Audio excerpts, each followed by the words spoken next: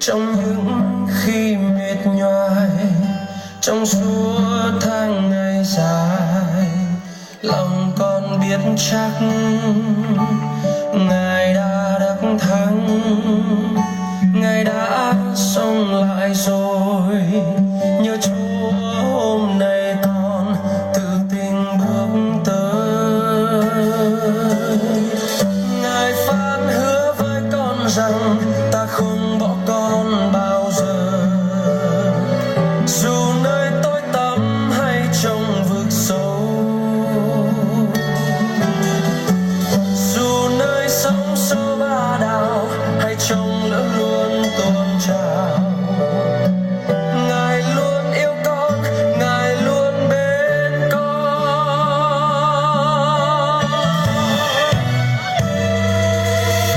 Lòng con biết rõ Ngài hằng bên con trong những khi mệt nhoài, trong suốt tháng ngày dài. Lòng con biết chắc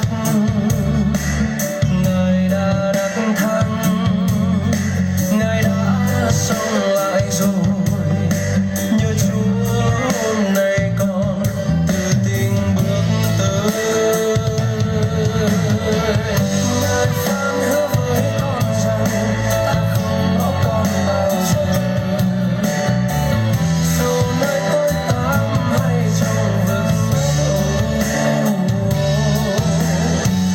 dù nơi sóng xô ba đào hay trong lỡ luôn tôn trào.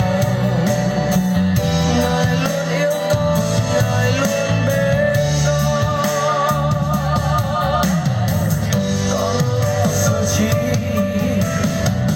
chính Chúa đã bước qua trong bóng chết trong vinh quang.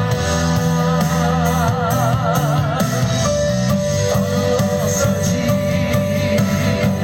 khi Cha ở bên, và Ngài sẽ giúp sức cho con.